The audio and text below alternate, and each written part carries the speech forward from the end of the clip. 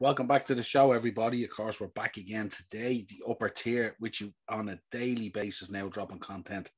Absolutely non-stop week this week with the amount of match previews and reactions and all that kind of good stuff going on. And we're bringing it to you here on YouTube, the upper tier. If you could smash that subscribe and bell notification button to support the channel, we'd really appreciate it. Thought I'd jump on and do a quick little episode talking about Erling Haaland going to Man City. It was confirmed today. Basically, the agreement has been reached. And I thought we'd take a look at Erling Haaland and see how he fits into Man City. Rivals are quite divided on this. Some are saying that they're not sure whether this is going to work out or not. No, we've seen on a number of channels today. Others are saying it's unbelievable. You may as well send them the Premier League trophy now that it's done. And there's pros and cons against both those arguments, I suppose. So we said we'd go down through it today, have a look at the deal, have a look at his history. You know, who is Erling Haaland? What is he going to bring to the Premier League? What essentially is in it for him? What's the benefit to Man City? How does he fit in? And we looked at some statistical analysis and stuff like that that confirms that he's going to be an absolute sensation in my eyes anyway. And of course, Man City coming out on the back of a really disappointing Champions League exit, but solidifying their place at the top of the Premier League in terms of a title race with Liverpool. They're really in the driver's seat now and just on the cusp of another title. But like so many great teams, they don't sit on their laurels. They don't let things wait till they decline and stuff like that. And the show of a really, really good team is one that continues to evolve and get better and better while it's in its prime, not running down contracts or waiting for players to age and all that kind of stuff. And this is a statement signing. And we'll talk about it later on because it's not going to be the only one, as we know. There was business in January as well. But obviously, born Erling Haaland, born the 21st of July 2000, so he's 21. So by the time he links up at Man City, he'd be probably 22.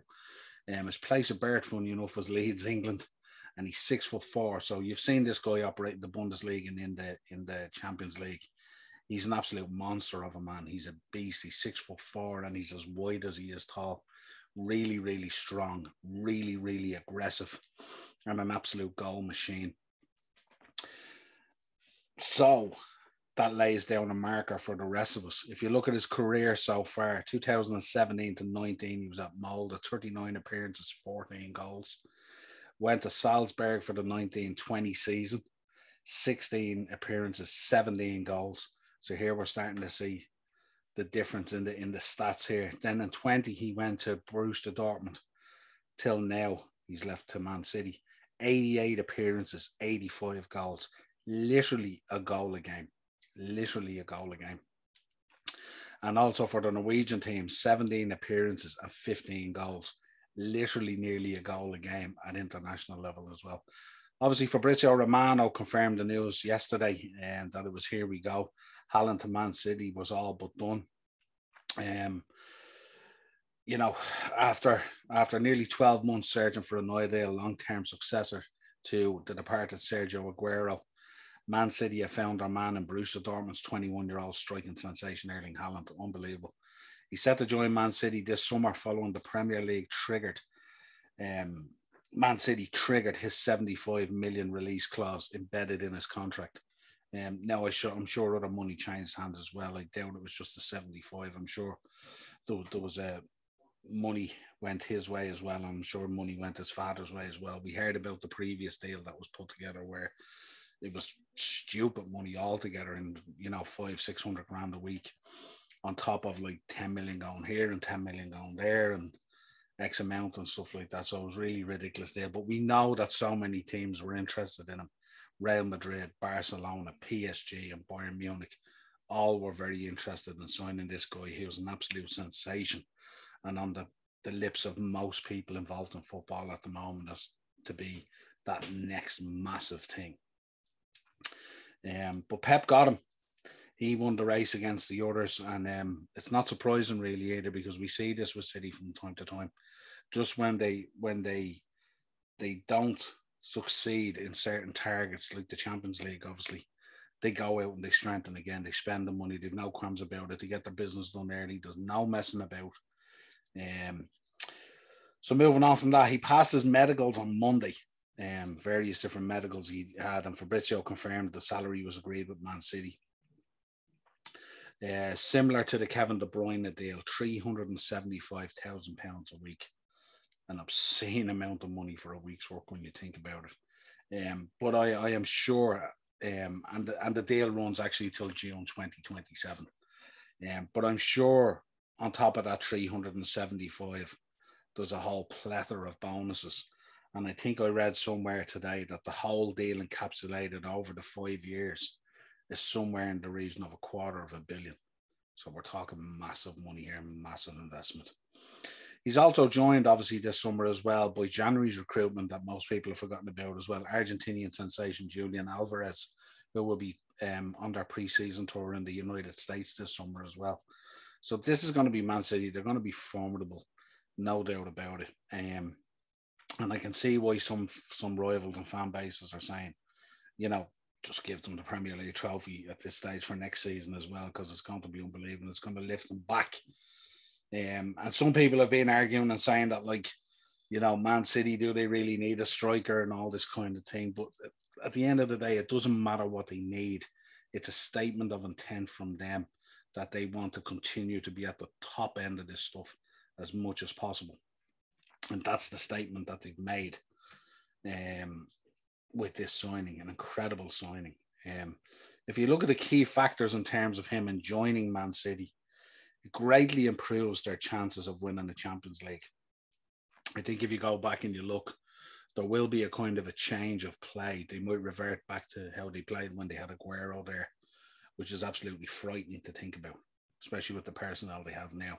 But definitely it improves their chances in terms of Champions League success, because he will naturally bring more goals. Obviously the links there with his dad. His dad played for Man City, so there's that link there. But also the chances of a Ballon d'Or is greatly improved as well, I suppose, for himself, playing under Pep Guardiola, world-class coach, one of the best in the world. But also being surrounded by the quality of the players that are at Man City as well. And I'm sure there's a clause in the contract there that, if he gets a Ballon d'Or or if he wins a Champions League, there's this bonus, that bonus, massive money, I'd imagine. Also, as I said, the chance to play for Pep must have been a huge draw as well. I mean, he's one of the best coaches in the world, certainly top 2, top 3 at least. So the opportunity to go and play for Pep Guardiola must have been massive as well.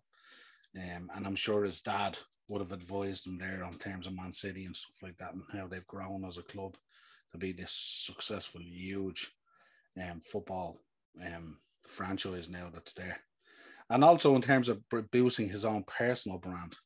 I mean, the brand Haaland still has to be boosted greatly. I mean, and no disrespect to the Bundesliga, but the Bundesliga doesn't have the reach that the Premier League would have on a global basis, or the actual investment for it and stuff like that. So I think moving to the Premier League is a very shrewd move. It's the biggest league in the world, drawing the most amount of money in the world, with the most viewers in the world, massive TV contracts and stuff like that. So brand Haaland was going to blow up by going to the Premier League. In terms of his fit for Man City, I wanted to have a look at this. I think he's a natural fit for Man City, given his fast-paced style and his finishing prowess. I think he's going to fit in there really, really well. If you think back to Aguero's time there, not during his injury time and stuff like that, but Aguero when he was at his peak there and how strong they were in terms of goals and stuff like that. Well, and then imagine taking an Aguero who's 6'4" and probably weighs another 7-8 stone maybe. And the strength of that, when you think of the strength of Sergio Aguero, imagine this monster running at you as a defender in the Premier League. It's going to be massive. Man City as well, the way they play with that possession-based, it's a very similar style to the way Dortmund play as well. It's very possession-based and stuff like that. So that will fit the style as well. He should fit in seamlessly.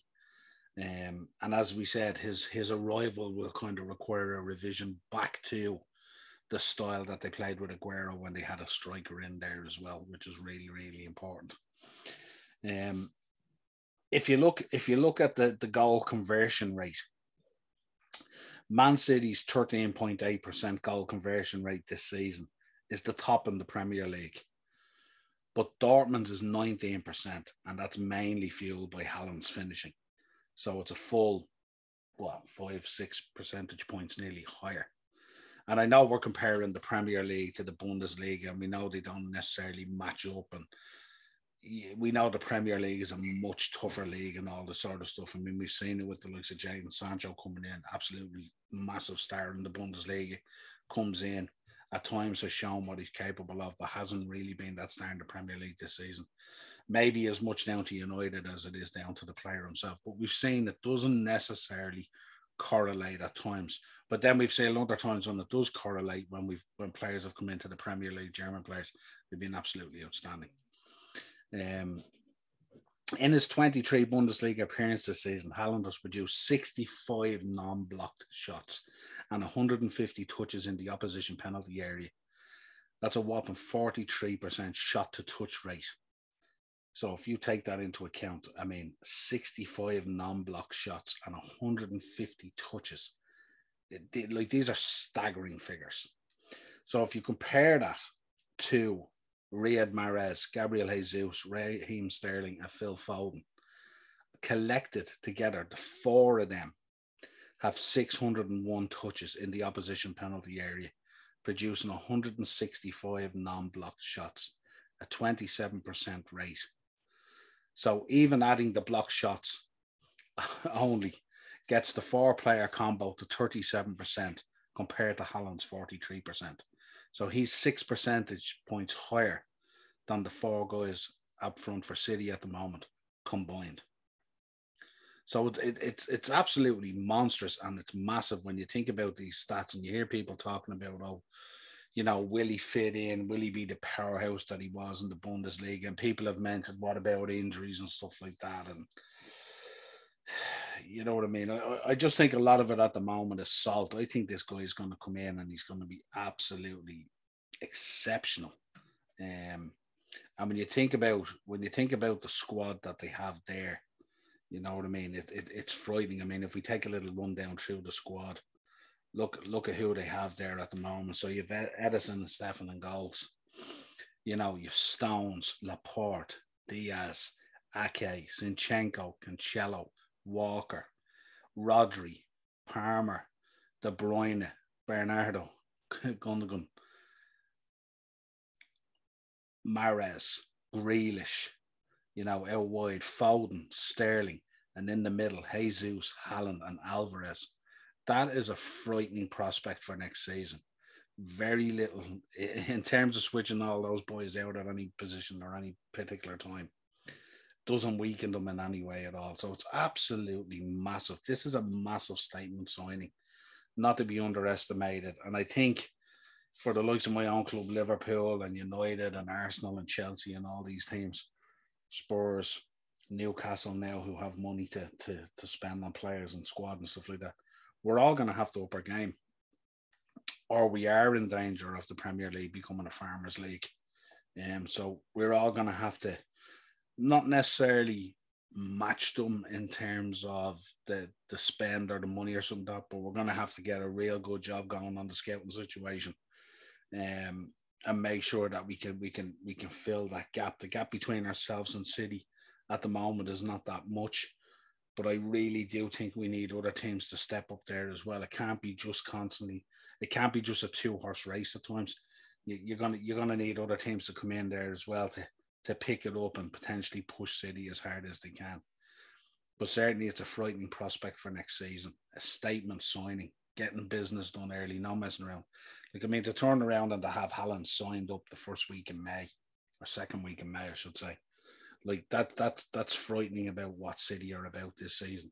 No messing about. And this is them laying down a marker, as we've said in previous seasons, in terms of the Champions League. They're going to go at this big time next season. And don't be surprised next season if you find them chasing down a historic quadruple.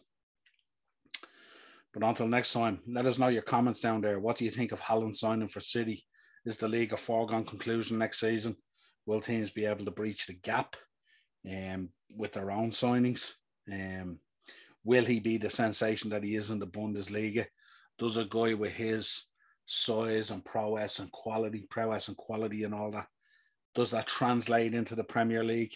Surely in a team filled with such quality as Man City, surely it will. I'd be surprised if it didn't. But let us know your comments. Let us know what you think down in the comments there. Until next time, if you want to contact the show, the upper tier podcast at gmail.com. We're on Facebook, Instagram, Twitter at the _upper_ tier. Audio shows, Spotify, Google Podcasts, and Amazon Music. And we will be back later on with a match reaction from Aston Villa versus Liverpool. We're also recording later on this evening a North London derby with Morris and Cheap Heat Productions podcast. Check them out over there on YouTube. Drop a subscribe over there. That'll be releasing tomorrow.